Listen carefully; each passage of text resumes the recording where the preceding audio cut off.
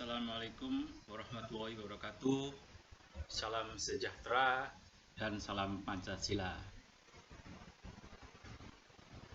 Bertemu kembali dalam channel Ngaji Pancasila bareng Akadun. Pada sesi kali ini kita akan membahas mengawal Pancasila secara individual. Seperti kita ketahui pada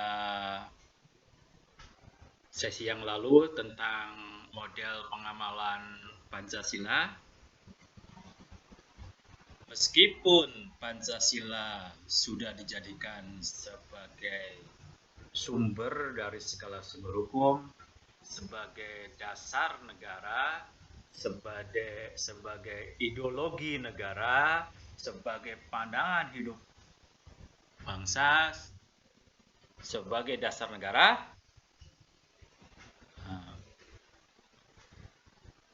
Namun tidak ada jaminan bahwa Pancasila itu akan diamalkan dalam kehidupan berbangsa dan bernegara maupun dalam kehidupan sehari-hari.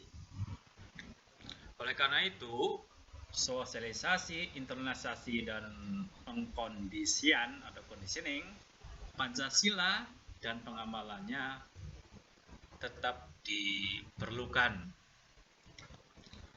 Kita, terutama saya, telah dicekoki bahwa Pancasila merupakan kristalisasi nilai-nilai sosial budaya yang dimiliki masyarakat Indonesia, atau kristalisasi nilai-nilai budaya yang berasal dari akar budaya Indonesia. Pertanyaan pertama, apa benar Pancasila itu merupakan kristalisasi nilai-nilai yang bersumber dari akar budaya kita, bersumber dari nilai-nilai yang asli Indonesia? Nah, mari kita kaji sila per sila. Sila yang pertama yaitu sila ketuhanan yang Maha Esa. Saya kira memang bersumber dari nilai-nilai dan akar budaya masyarakat Indonesia. Nilai-nilai keagamaan, religius magis ini menjadi nilai yang dimiliki oleh bangsa Indonesia. Nilai ini memang benar bersumber dari nilai budaya bangsa Indonesia, karena pada dasarnya keyakinan bahwa rakyat Indonesia itu memiliki suatu keyakinan ada kekuatan gaib di luar sana yang mempengaruhi kehidupan manusia. Nah, itu ya. Jadi ada kekuatan gaib. Apa kekuatan gaibnya? Nah, ini ada perkembangan. Ya, ada perkembangan bagaimana religius magis itu di Indonesia. Pertama, kita ketahui bahwa yang namanya kekuatan gaib yang mempengaruhi perilaku, sikap hidup manusia Indonesia itu adalah roh nenek moyang Indonesia. Apakah masih ada? Yang namanya animisme sekarang ini masih ada ya, masih percaya bahwa roh nenek moyang itu masih mempengaruhi di kita, gitu ya. Contohnya, mohon maaf, misalnya kepercayaan Sunda Wiwita itu mempercayai bahwa roh nenek moyang itu dari zaman Adam sampai sekarang ini masih mempengaruhi perilaku hidup kita sehari-hari. Yang kedua, percaya kepada benda-benda alam yang mempunyai kekuatan gaib, ya, yang biasanya juga dijadikan tempat untuk menyembah, tempat untuk meminta. Itu biasanya aliran yang namanya dinamisme. Nah, kadang-kadang ini dinamisme ini juga melakukan perubahan wujud. Yang tadinya benda, sekarang orang menyembah teknologi, menyembah uang gitu ya. Jadi sekarang memang kelihatannya tidak gitu, tapi pada dasar inti kegiatannya ya masih gitu ya. Ketergantungan seseorang kepada selain Tuhan yang Maha Esa. Nah, itu biasanya dinamisme. Nah, sekarang pun saya kira pecahan-pecahan itu juga masih ada walaupun telah berubah bentuk gitu ya. Nah, yang terakhir biasanya kekuatan gaib itu dinamakan dengan God atau Tuhan. Nah, ini ada yang jelas, yang pasti ada yang namanya agama Yahudi, Kristen atau Nasrani gitu, dan Islam itu ada kekuatan gaib itu yang bernama Tuhan gitu. Lalu kalau kita lihat nilai kemanusiaan yang adil dan beradab, apakah bersumber dari akar budaya kita? Nah, mohon maaf ini ya, sepertinya kita tidak bersumber dari akar budaya kita, karena kita ketahui bahwa nilai kemanusiaan yang adil beradab atau humanisme ini berasal dari ideologi dunia. Sebenarnya kita atau internasional itu berasal dari ideologi dunia. Penghargaan kepada hak asasi manusia itu memang berasal dari sejarah panjang yang dimulai dari Inggris. Kan kita tahu sendiri bagaimana kaum bangsawan gitu ya melakukan pemberontakan agar mereka diberikan hak-hak istimewa, privilege ya, yang selama ini semua hak-hak itu hanya dimiliki oleh raja atau ratu gitu. Nah, kaum bangsawan itu meminta hak itu, walaupun segelintir bangsawan, tapi itu merupakan perjuangan terhadap hak-hak asasi manusia. Dan akhirnya mungkin sampai ke Amerika Serikat. Nah, termasuk sebenarnya perjuangan itu berujung kepada Konvensi Hak Asasi Manusia. Persatuan Indonesia, apakah bersumber dari nilai-nilai dan akar budaya masyarakat Indonesia? Nah, ini benar. Ya, kalau Persatuan Indonesia itu bersumber dari nilai masyarakat Indonesia. Seperti kita ketahui bahwa memang Indonesia itu pernah lah gitu ya, ada kenyataan realitas bahwa kita itu pernah bersatu, yaitu melalui state yang bernama Sriwijaya. Lalu ada yang state yang lebih luas lagi wilayahnya itu bernama Majapahit. Nah, itu sebenarnya kita punya akar masalah itu, bahwa bangsa Indonesia dulu pernah bersatu gitu ya. Makanya kita pun harusnya tetap bersatu. Nah, selanjutnya sila keempat, nilainya itu sila keempat itu adalah kerakyatan yang dipimpin oleh hikmah dalam kejaksaan dalam persoalan perwakilan. Di mana sila ini juga apakah bersumber dari akar budaya kita? Ya mohon maaf saja. Pada kenyataannya ini juga dari ideologi dunia, karena yang namanya kedaulatan rakyat atau demokrasi itu ya, kita bisa membacanya sendiri seperti didengungkan oleh revolusi Prancis yang namanya liberté, égalité dan fraternité, itu kebebasan, keadilan, persaudaraan yang menumbangkan Raja Louis XVI. Walaupun harus kita akui memang ada satir ya, ada kelucuan sendiri gitu ya, yang getir gitu saja tentu saja. Kenapa? Revolusi Perancis itu antara tahun 1789 sampai 1799 itu menumbangkan monarki, tapi akhirnya juga memunculkan monarki. Menumbangkan Raja Louis XVI tapi memunculkan Napoleon Bonaparte gitu. Nah, itu. Nah, demokrasi tidak lahir dari nilai sosial budaya Indonesia yang berakar dari bumi Indonesia. Tidak ya.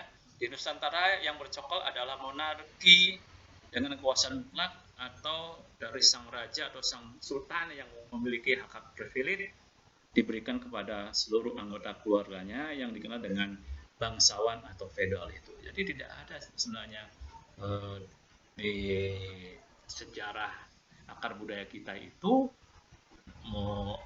ada demokrasi. Demokrasi itu barang impor, nilai impor ya, yang harus ditanamkan itu. Bahkan kata-kata musyawarah yang muncul di dalam sila yang keempat itu juga sebenarnya berakar dari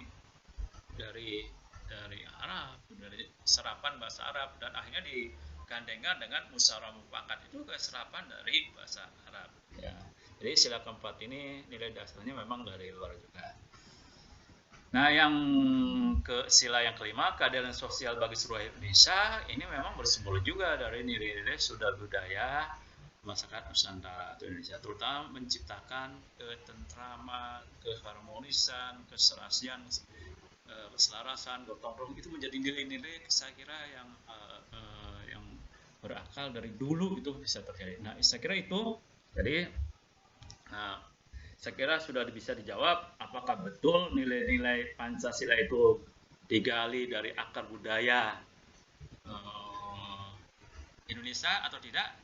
Ada yang iya, tapi ada juga yang tidak antara selesai itu. Nah, pertanyaan yang selanjutnya yaitu berkaitan dengan mengapa sosialisasi, internalisasi, pengkondisian Pancasila itu perlu dilakukan secara berkelanjutan.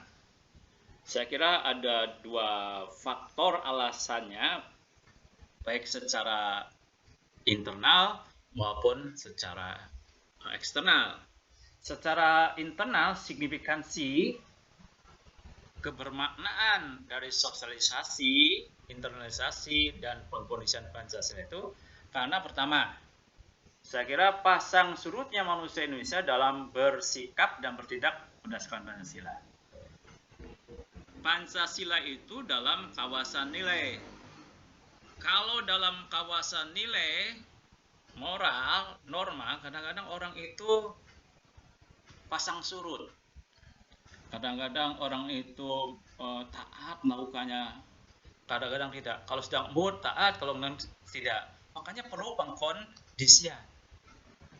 Nah, bagaimana supaya mereka terus-menerus melakukan mengamalkan nilai-nilai Pancasila. Yang kedua, pergantian manusia Indonesia. Kita tahu yang tua siklusnya itu akan meninggal dunia.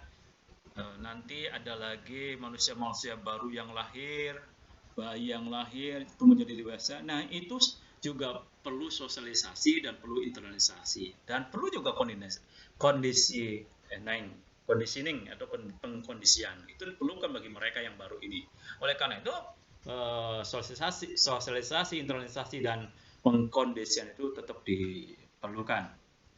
Pancasila secara bagaimana sih pewarisan nilai-nilai Pancasila kepada generasi muda yang terus tumbuh dan berkembang ini? Ya, sih tadi memerlukan sosialisasi, internalisasi, dan pengkondisian. Terutama ini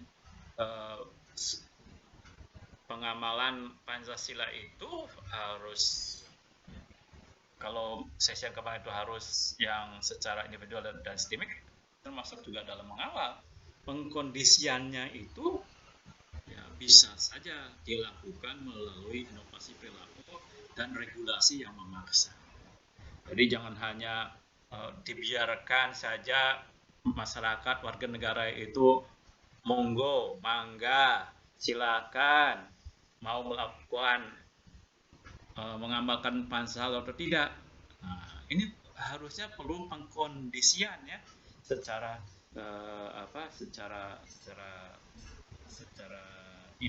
individual maupun secara sistemik. Yang ketiga, mengapa perlu sosialisasi, internalisasi, dan pengkondisian itu? Semakin sempitnya pemahaman terhadap nilai Pancasila. Nah, sekarang ini Pancasila itu sangat-sangat sekarang itu luntur ya, luntur sekali. Apa itu nilai Pancasila? Masih banyak yang belum paham tentang itu. Lalu juga terutama juga lunturnya pemahaman tentang kebinekaan, keberagaman. Nah, pengennya itu orang itu sama satu pikiran dengan kita saja. Padahal itulah indahnya, uniknya kalau kita itu berbeda. Ya, perbedaan itu rahmat loh. Ya, itu kan agama Islam mengajarkan bahwa perbedaan itu rahmat. Jadi jangan dihilangkan perbedaan. Tapi itu nampaknya sekarang itu dipaksakan supaya sama gitu ya. Sama seperti zaman Orde Baru gitu ya. Kalau zaman Orde Baru masa terjadi begitu ya, itu zamannya. Sekarang sudah berubah, masa harus kembali lagi ada pemaksaan pemahaman yang sama. Waktu Orde Baru semuanya harus satu tafsir kepada Pancasila ya menurut pemerintah, versi pemerintah, ada versi penguasa tertentu lagi. Nah, sekarang tidak, silakan saja itu ya. Pancasila ini dimanifestasikan, diamalkan dengan kemampuan masing-masing gitu ya. Tapi dengan aturan-aturan yang tertentu sehingga aturan-aturan tidak bisa dilanggar. Keempat, ini timbulnya atau terjadinya ketidakadilan dalam hukum. Ya, itu menandakan bahwa itu perlu yang namanya sosialisasi internalisasi Pancasila. Kalau masih tidak terjadi hukum, ya, kalau masih ada istilah diskriminasi, tebang pilih, nah, berarti itu masih terjadi ketidakadilan di dalam hukum. Ketidakadilan dalam politik, nah, ini juga ketidakadilan dalam politik. Nah, masih ada sekarang ini terjadi. Kalau masih ada, apa bedanya dengan era Orde Baru ya? Terjadi ketidakadilan politik di mana para penguasa saja ya, partai penguasa saja yang berhak mendapatkan hak-hak istimewa gitu ya. Sementara partai-partai lain tidak ada gitu ya, digembosi terus. Nah, kalau sekarang harusnya partai-partai politik itu diberikan kesempatan yang sama di dalam melakukan kegiatan-kegiatannya.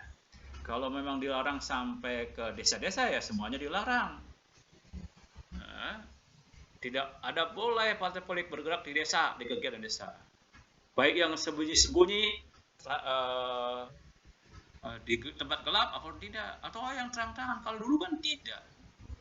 Ya, banyak ketidakadilan politik. Misalnya, ya kalau dulu Partai Golkar itu boleh melakukan penggalangan kader itu sampai ke tingkat desa, ada karakter des. Nah, kalau sekarang kan semua mungkin bisa bergerak aja semuanya itu. Nah, kalau dihalangi lagi berarti ketidakadilan. Tapi itu masih terjadi. Demikian juga ketidakadilan sosial budaya baik di tingkat pusat maupun di tingkat daerah. Yang kelima, perlunya sosialisasi, internalisasi, dan pengkondisian Pancasila itu karena perkembangan dan perubahan teknologi dan tuntutan masyarakat. Ingatkan bahwa penafsiran terhadap Pancasila itu dalam amaliyahnya itu akan berubah sesuai dengan perkembangan zaman. Sekarang teknologi, sekarang di era revolusi industri 4.0, tentu saja ini sudah berubah ya. Misalnya sekarang berkembang media sosial. Nah, itu juga harusnya bagaimana kita bisa mensosialisasikan, menginternalisasikan, mengkondisikan pengamalan Pancasila, pengamalan Pancasila dalam kegiatan-kegiatan bermedia sosial. Termasuk juga sebenarnya adalah perkembangan tuntutan kebutuhan masyarakat. Setiap saat itu berkembang kebutuhan masyarakat itu. Oleh karena itu nantinya juga pelaksanaan itu menyimpang tidak dengan Pancasila. Nah, oleh karena itu tetap harus dikawal ya. Yang keenam ini yang harus kita pahami, saya kira walaupun sudah ada kesamaan titik temu dalam pemahaman prinsip-prinsip dasar Pancasila, walaupun ini juga saya sanksikan apakah sudah ada titik temu prinsip dasar Pancasila itu di antara bangsa ini gitu ya.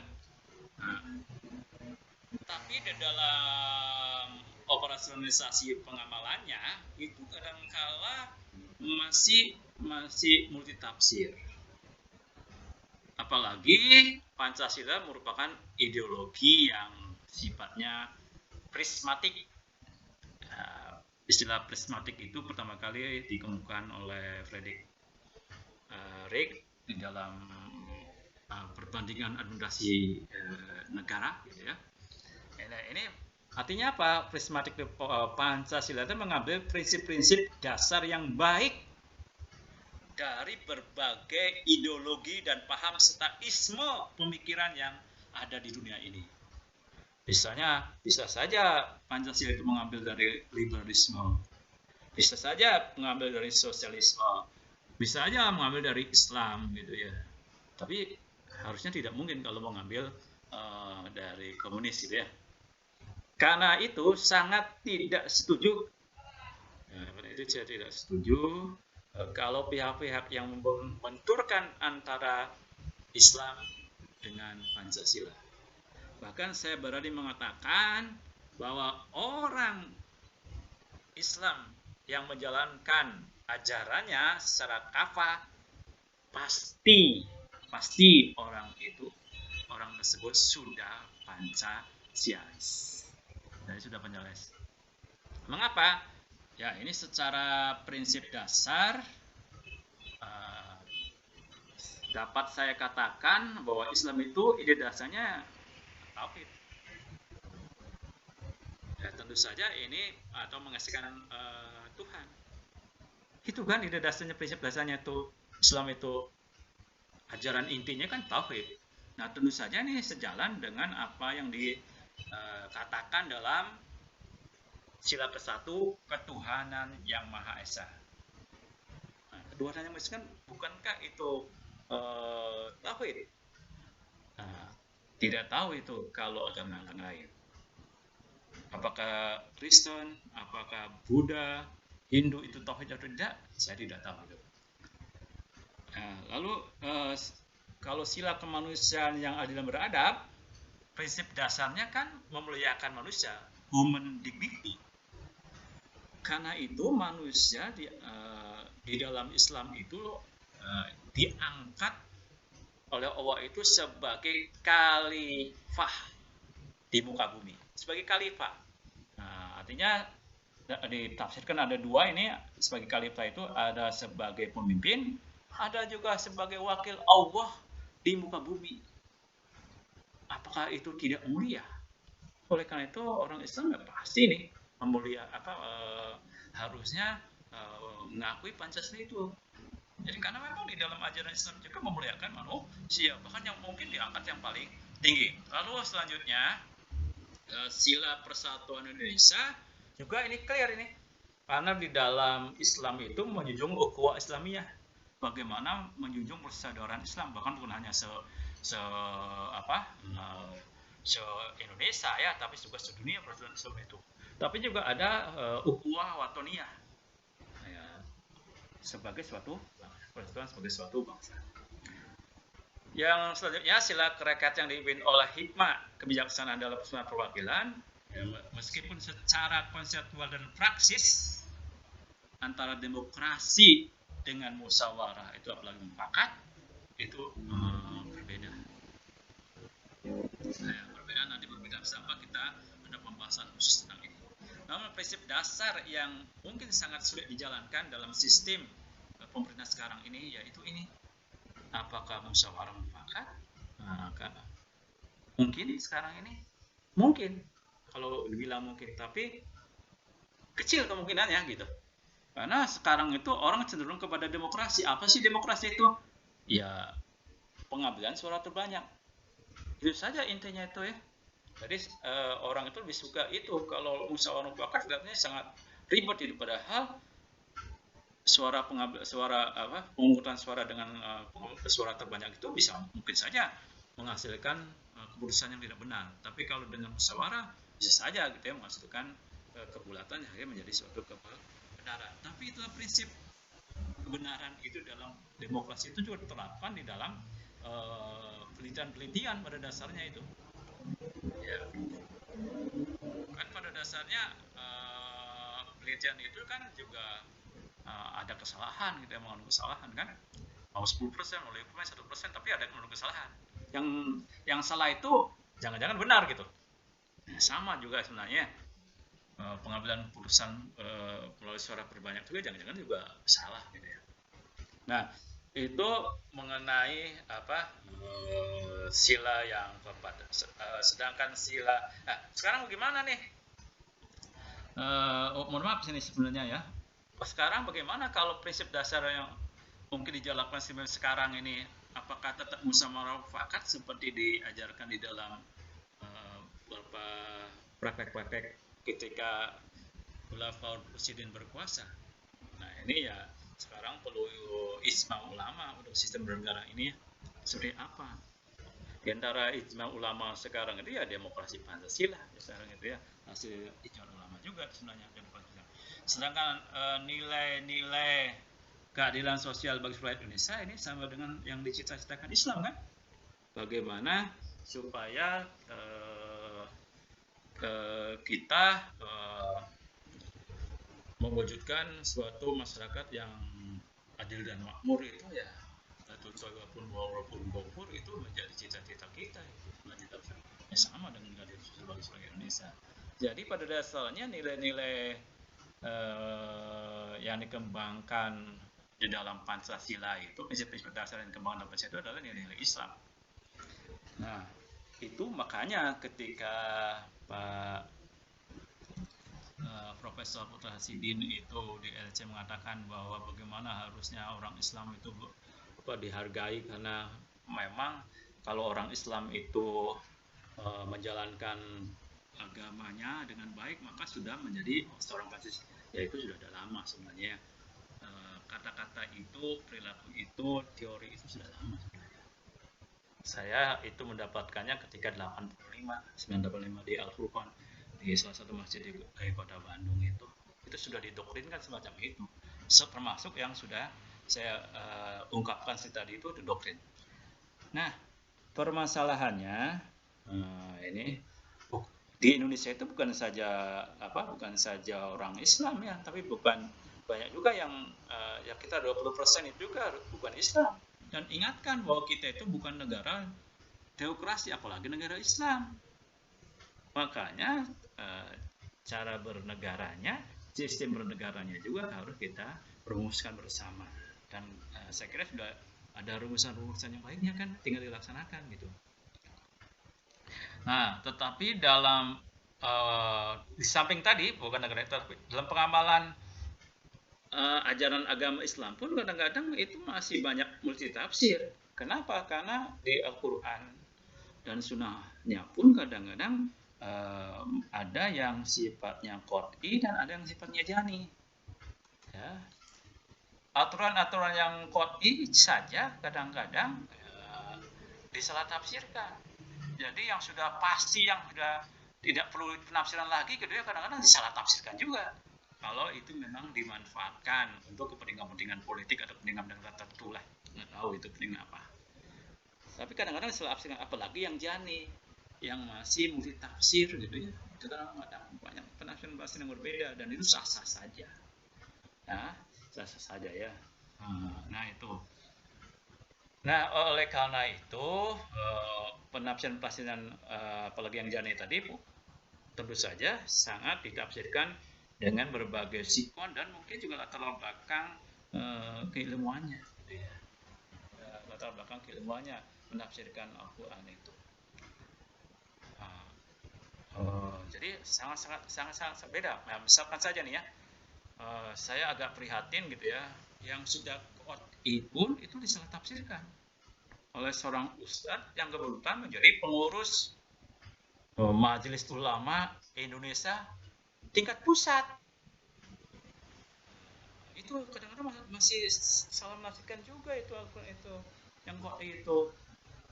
Ustadz ini ribut A'udzubillah min dzalik gitu tentang ketika ada surat edaran dari salah satu dirjen Kementerian Agama waktu itu tentang pengaturan penggunaan pengeras suara di mushola dan masjid. Yang saya tangkap gitu ya dari ada dua pengaturan yang sangat penting, yaitu ingatkan pengaturan bukan pelarangan ya. Ini ada orang-orang kan kadang-kadang diplesetkan jadi pelarangan, bukan, sebenarnya mengatur. Apa yang diaturnya? Kalau ajan itu harus dikumandangkan oleh orang yang memiliki suara merdu, ya, dikumandangkan oleh orang yang memiliki suara merdu sehingga menjadi syiar Islam. Enak didengarnya gitu. Itu yang pertama. Bukan pelarangan adanya, ya, bukan pelarangan aja, tapi pengaturan supaya itu gitu ya, kan elok gitu kan, seperti itu ya. Sedangkan yang kedua ini adalah supaya kalau imam sholat itu yang dipakai adalah speaker yang ke dalam saja, jangan keluar. Itu. Jadi bukan yang macam-macam, apalagi melarang, ngatur saja. Kenapa ini diatur demikian? Ya, ini kan apalagi yang kedua tadi itu sudah jelas, itu sudah qat'i di dalam Al-Quran itu ditentukan bahwa seorang imam itu ketika membacakan ayat-ayat Al-Quran itu cukup hanya didengar oleh makmumnya. Ya, kalau makmumnya itu masjid ya cukup masjid, jangan keluar kan gitu. Kecuali kalau di masjid Masjidil Haram atau Masjid Baqarah karena itu luas sekali ya harus kedengaran semuanya ya. Ya, tapi kalau ini kalau di dalam suatu masjid kita, apalagi kalau makmumnya itu hanya 2 baris, saya kira nggak perlu pakai pengeras suara ya. Ini prinsip dasarnya itu namanya mengamalkan Al-Quran itu. Nah, itu jangan salah tafsir gitu ya, salah tafsir. Nah, itu juga yang qat'i saja itu masih diselewengkan, nggak tahu disalah tafsirkan itu. Nah, itu secara internal saya kira ada beberapa poin yang sangat penting mengapa kita perlu masih melakukan sosialisasi, internalisasi dan pengkondisian Pancasila. Itu ini. Lalu secara eksternal apa? Nah, ini secara eksternal ini signifikansi sosialisasi, internalisasi dan pengkondisian, karena pertama globalisasi yang membawa persaingan antar bangsa yang semakin tajam. Ini identitas suatu bangsa, kepentingan suatu bangsa kadang-kadang dalam era globalisasi ini dipertaruhkan. Ya. Banyak dari kita yang sering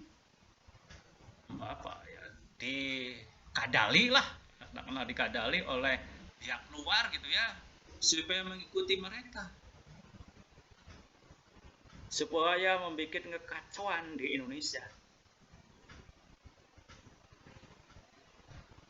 Saya sangat mangkal sekali ketika ada yang namanya Nurdin dan satu lagi siapa itu ya, yang dari Malaysia itu mengacak-acak Indonesia. Nilai nasionalisme sangat tumbuh. Seharusnya jangan sampai ditolong, tapi orang Indonesia banyak menolong. Atas nama apa tidak tahu itu? Atas nama apa? Padahal kita tahu akibat dari kegiatan terorisme itu apa? Mungkin saja kemiskinan. Kegiatan terorisme itu adalah kemiskinan. Penyebabnya kemiskinan, ujung-ujungnya kemiskinan juga itu. Jadi lingkaran kemiskinan juga itu bisa disebabkan oleh tindakan-tindakan yang sifatnya terorisme. Jadi wajar kalau harus dihentikan terorisme itu. Kenapa kok misalnya? Ya iya. Begitu ada keributan orang susah bekerja, orang susah berinvestasi, orang lain tidak mau berinvestasi kita tidak ada pekerjaan, karena tidak ada pekerjaan susah, gitu kan. Nah, ini bukan, jangan lari ke hakikat ya. Kalau Allah akan menolong bisa saja, ya bukan. Kita itu harus ada syariatnya lah, gitu ya. Jadi kita bagaimana supaya pekerjaan itu ada kalau ada investasi, gitu ya. Kalau ada investasi berarti ada kegiatan industri, kegiatan perdagangan. Nah itu baru ada nanti pekerjaan. Nah, ini harusnya itu ya. Saya juga pernah ketemu dengan seorang Pakistan di Madinah. Saya kenalan. Halo, siapa nama kamu? Nah, saya sebutkan, kamu dari mana? Nah, dia katakan dari Kandahar. Wah, saya kaget ketika saya Kandahar. Nah, ketika dia bilang Kandahar, wah, Kandahar. Kandahar kan apa kalau terbayang Kandahar itu? Kandahar itu wilayah perbatasan antara Pakistan dengan Afghanistan yang terus bergejolak. Rakyatnya terus melakukan pemberontakan kepada pemerintah yang ada di sana. Saya tanya, kenapa rakyat Kandahar itu selalu memberontak pada pemerintah? Ya saya karena dia bekerjasama dengan Amerika Serikat. Jadi karena bekerjasama dengan Amerika Serikat maka dia bagian dari Togut. Kalau bagian dari Togut berarti harus serang. Saya tantang itu ya. Kenapa kamu tidak berani saja ke menyerang Amerika Serikat sekalian gitu? Jangan pemerintah sendiri. Kenapa kalau pemerintah sendiri diserang? Yang jelas rugi. Kalau rusak fasilitas umum berarti rakyat juga yang menderita karena uang yang harusnya diberikan untuk kebutuhan rakyat malah dipakai untuk membangun fasilitas itu lagi. Belum lagi tadi investasi yang susah masuk gitu ya karena ada ketakutan itu. Akhirnya merugikan rakyat lagi gitu ya. Nah, itu sebenarnya yang harus dipikirkan dan kepentingan nasional. Setiap negara sekarang itu ingin agar kepentingan nasionalnya diutamakan. Nah, masa kita malah membela orang asing, membela ideologi asing gitu ya. Walaupun entah itu dari mana gitu ya. Jangan sampai ideologi apapun ya nggak bisa ya. Nah, demikian juga ini kenapa itu bisa? Ya karena itulah persaingan. Banyak sekali ingin melihat Indonesia itu ya tetap seperti ini, tetap jadi negara yang miskin, paling juga dari tingkat menengah ke bawah gitu ya, supaya bisa diakalan terus gitu ya. Ya bisa diakalan terus oleh mereka, menjadi pangsa pasar mereka, mengambil bahan baku bagi mereka gitu. Nah itu sebenarnya yang harus kita sadari supaya ada kesadaran bahwa kepentingan nasional itu di atas segala-galanya gitu. Ya, itu sebenarnya. Yang kedua ini kuatnya pengaruh budaya asing dan kurangnya peran teknologi industri dalam perusahaan kebijakan negara. Saya kira ini budaya asing tidak bisa lagi dibendung, apapun bentuknya, wujudnya ya, yang jelek-jelek, yang bagus-bagus tuh semua kita terserap. Ruang-ruang kamar, ruang pribadi kamar itu bisa dimasuki melalui jaringan internet. Nah sekarang itu bagaimana caranya? Ya kita bisa membentengi diri ya dengan nilai-nilai Pancasila harusnya. Ya harusnya dengan nilai-nilai Pancasila. Nah kita mengamalkan nilai-nilai Pancasila dalam lingkungan kehidupan kita, misalnya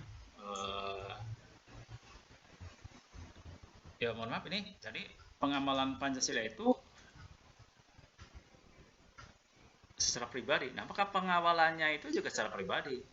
Jadi harus dikawal oleh kita sendiri ya. Apa caranya? Ya, kita mengawal itu berarti kita mengamalkan Pancasila.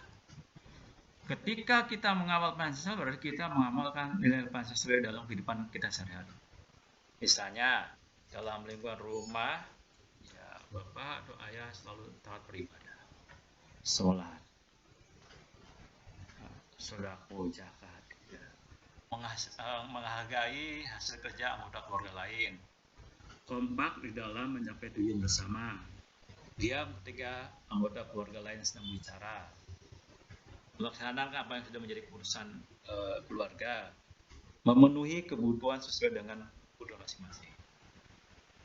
Jadi itu kalau misalkan kita mengawal, berarti mengamalkan Pancasila itu sendiri ya, dalam kehidupan sehari. Bagaimana kalau pengawalan itu di lingkungan yang lebih luas, misalkan di sekolah atau di kampus gitu ya? Ya ada lagi itu. Misalnya kalau warga sekolah atau warga kampus gitu ya, berdoa sebelum melakukan pekerjaan. Alhamdulillah ketika sudah menyelesaikannya, itu salah satu bentuk pengamalan itu ya. Itu berarti kita mengawal itu. Menghormati warga lain, apakah itu rekan, apakah itu dosen, apakah itu mahasiswa, apakah itu tenaga pendidikan, apakah itu guru gitu ya, apakah itu wakasnya, kita saling menghargai. Mendiskusikan segala sesuatu yang akan dikerjakan bersama, misalnya ya, dan tidak ada penjoliman pada siapapun. Nah, itu harus diamalkan gitu ya, harus diamalkan dalam kehidupan. Nah, di dalam kehidupan berbangsa bernegara ini pengamalan Pancasila yang berarti juga pengawalan Pancasila secara individual ini, ya kita harus misalnya bertoleransi kepada sesama pemeluk agama yang sama atau agama yang lain. Kadang-kadang kita ini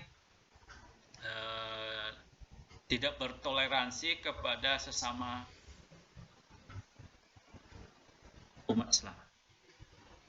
Bahkan sering gontok-gontokan antara umat Islam. Mengapa bisa begitu? Ya memang itu sunatullah juga ya, bahwa manusia itu diciptakan untuk menjadi golongan-golongan, kan ada lebih dari 70-an golongan kata Nabi itu.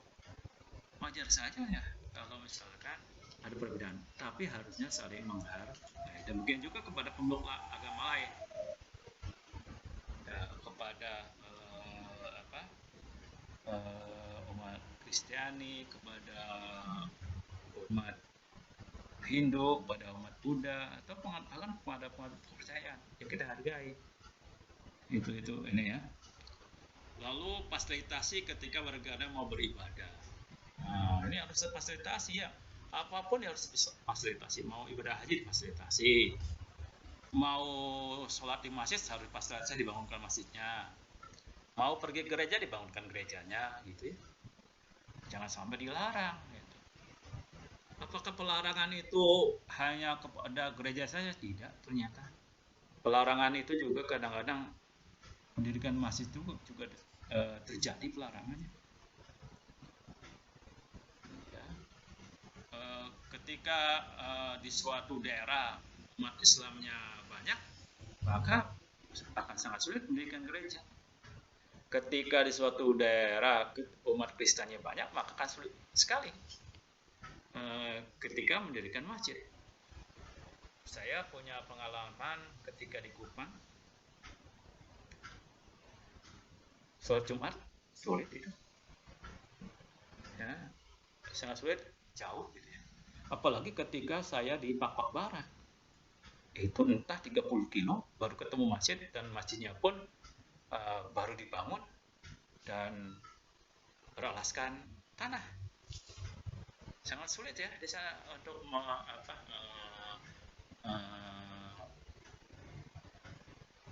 buat masjid kan. Nah, harusnya kan tidak begitu. Dan lebih lucunya lagi tuh ya, di satu tempat di suatu daerah yang saya temui itu, bukan setiap jalan lagi, setiap pengkol, setiap gang masuk itu ada masjid besar-besar. Tapi ketika sholat tidak ada jemaahnya. Bahkan tikarnya pun, karpetnya pun berdebu. Tidak ada. Nah, persis hal yang sama terjadi di daerah lain yang mayoritas umat Nasrani. Banyak gereja sepanjang gang gitu ya, tapi tidak terawat, tidak terurus, apalagi digunakan. Nah, itu kan susah juga itu ya, sebenarnya. Ada apa kan gitu, seperti itu ya. Nah, Oleh karena itu harus dibatasi, memberikan kebebasan untuk mengeluarkan pendapat, termasuk melalui demo ya. Tapi demo itu hak. Hak itu bisa dijalankan ya, asal tidak mengganggu hak orang lain. Kalau sudah mengganggu hak orang lain, berarti itu kewajiban dan itu diatur undang-undang. Misalnya berdemo harusnya boleh, jangan melanggar, mengganggu hak orang lain untuk melakukan perjalanan. Apalagi sampai mengganggu orang tidak bekerja, tidak berjualan. Nah, itu sudah mengganggu hak orang lain itu. Apalagi kalau misalkan mengganggu hak orang lain untuk memanfaatkan fasilitas umum. Karena fasilitas umumnya dirusak. Nah, itu sebenarnya sudah perbuatan kriminal itu harusnya. Kalau sudah begitu tuh ya, harusnya tidak bisa seperti itu. Ini bebas mendirikan organisasi apapun sepanjang sesuai aturan yang berlaku. PKI no way, karena dilarang kan sudah aturannya ya. Organisasi apapun boleh sekarang itu ya, asal tidak berasaskan komunisme gitu ya. Sosialisme boleh ya, karena banyak juga yang mengaku sosialisme itu. Lalu juga harus mengenyahkan human trafficking, perdagangan manusia, pelacuran. Ya itu harusnya ditiadakan itu ya. Nah, pencapaian cita-cita dan tujuan nasional di atas kepentingan lainnya. Jadi jangan sampai sekarang itu banyak pihak-pihak tertentu yang lebih mementingkan kepentingan dirinya sendiri, lebih mementingkan kepentingan kelompoknya, lebih mementingkan kepentingan partainya daripada kepentingan nasional. Itu yang banyak sekali ya, yang banyak. Lalu memberikan penghargaan kepada kebinekaan. Jadi sekarang itu pokoknya berbeda itulah berkah, rahmat, unik yang harus kita pelihara. Karena dengan keunikan itulah, dengan perbedaan itulah akan timbul hal-hal baru. Jangan sampai sekarang kita itu monoton ya, sama aja ya, bosen itu. Justru karena unik, beda itulah akan timbul inovasi-inovasi. Mengikuti pemilu, nah itu wajib itu ya, mengikuti pemilu, karena dengan pemilu itu akan menentukan masa depan Indonesia seharusnya itu. Menghargai hasil pemilu, nah ini ya yang kadang-kala kita sangat sulit sekali ya. Kita itu tidak menghargai hasil pemilu sampai bertahun-tahun tetap ngeyel, tidak menerima kemenangan pihak lain, hanjakal pihak lain menang itu. Padahal kan sudah ada waktunya 5 tahun. 5 tahun kemudian kita nggak suka, ganti gitu. Jangan terus-menerus ya kita rongrong. Bagaimana kita bangsa Indonesia ini mau maju kalau pemegang pemerintah hanya kita rongrong terus? Dia tidak bisa bekerja dengan nyaman gitu ya. Mengkritik boleh, tapi jangan kita rongrong. Nah, demikian juga misalnya kemudahan untuk memperoleh akses pendidikan, kesehatan, transportasi, pangan, sandang papan, BBM. Itulah sebenarnya kalau kita mau mengawal Pancasila, itu semuanya harus di dalam Undang-Undang Negara itu. Harus kita ciptakan semua, baik itu oleh pemerintah, oleh pejabat negara, gitu, maupun oleh seluruh masyarakat, termasuk pengusaha. Itu wajib hukumnya dilakukan itu. Pengamalan Pancasila itu. Jadi pengamalan Pancasila itu merupakan pengawalan dari Pancasila. Yang kedua, ini pengamalan masalah individual itu melalui pengendalian diri agar berujar, bersikap, berperilaku itu tidak bertentangan dengan nilai-nilai Pancasila. Itu pengendalian diri. Dalam kehidupan sehari-hari, di keluarga, pengawalan Pancasila dalam pengendalian diri misalnya jangan tinggalkan sholat. Jangan tinggalkan sholat. jangan lupa bayar zakat, jangan lupa memberikan sedekah, jangan berkata kasar, jangan menghardik, jangan saling membenci, jangan lupa mengajak anggota keluarga lain, jangan lupa memberitahukan kegiatan diri kepada anggota keluarga lain, jangan otoriter, jangan mau menang sendiri, jangan senang sendiri, jangan kenyang sendiri. Itu masih banyak jangan-jangannya gitu ya. Itu baru di tingkat keluarga. Bagaimana kalau pengawalan Pancasila dalam bentuk pengendalian diri di lingkungan sekolah atau kampus? Sama. Jangan menghina ibadah orang lain. Mau ibadahnya seperti apa, tata-caranya seperti apa, ya silakan saja. Jangan mencampur adukan ajaran agama yang satu dengan agama yang lain. Sinkretisme kan itu jangan. Jangan berkata kasar dan menghina. Tidak melakukan diskriminasi, jangan menonjolkan diri sendiri, jangan meremehkan prestasi orang lain, jangan menjadi biang kerok perpecahan, apalagi jadi provokator, jangan menyebar hoax, jangan mau menang sendiri, jangan menyebarkan ketakutan, jangan terlalu berorientasi pada masa lalu. Nah, itu banyak sekumpulan jangan yang harusnya bisa kita dikendalikan. Nah, pengendalian diri dalam pengawalan Pancasila dalam kehidupan berbangsa dan negara banyak lagi yang sebenarnya segudang jangan-jangan itu ya. Misalnya jangan berdakwah kepada warga negara lain yang sudah memiliki keyakinan. Nah, ini kadang-kadang meskipun sangat sulit ini ya. Karena pada dasarnya syiar Islam ya berarti memberitahukan kepada orang di luar Islam kan, disampaikan kepada orang Islam. Pengkabaran gitu ya, sama mengabarkan kepada orang yang bukan orang-orang yang beragama Kristiani kan. Jadi sangat sulit sebenarnya prinsip ini ya, ternyata kalau misalnya tidak jangan berdakwah gitu, menyiarkan agama kepada orang yang sudah memiliki agama gitu, harusnya gitu ya. Islamisasi itu atau Kristenisasi jangan, harusnya gitu ya. Itu kan sudah di dalam bentuk SKB bersama juga itu sebenarnya sih.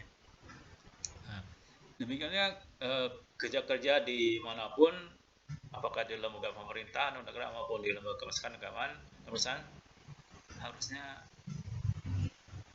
dipandang sebagai suatu ibadah. Nah, itu lain ya nantinya itu. Kalau dari kita itu memandang sebagai ibadah. Jangan meminta orang lain untuk mengakui hak-hak pribadi kita. Hak istimewa, jadi orang lain harus, nih saya nih pejabat memiliki hak pribadi, nih saya itu orang kaya memiliki hak pribadi. Tidak, jangan sampai terjadi semacam itu. Nah, demikiannya jangan mengganggu hak orang lain.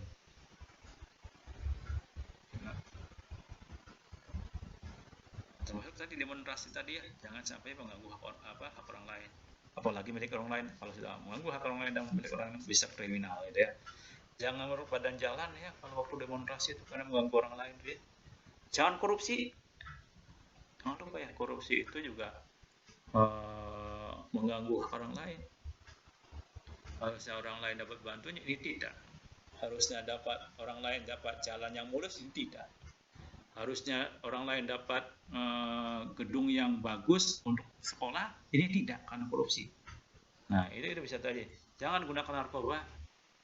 Ya, jangan menghina suku lain, jangan mau menang sendiri, jangan melanggar hukum, jangan mengabaikan hak minoritas, dan jangan mempersempit rezeki orang lain. Nah, banyak kegiatan-kegiatan kadang mempersempit rezeki orang lain. Nah, itu jadi dalam pengendalian ini banyak sekali jangan-jangan ya. Jangan-jangan harus dilakukannya. Itu kita supaya bisa mengerem. Jangan merugikan orang lain, jangan mau hak orang lain, jangan mengurangi rezeki orang lain gitu ya. Itu pengawalan Pancasila secara individual. Sekian, terima kasih. Assalamualaikum warahmatullahi wabarakatuh.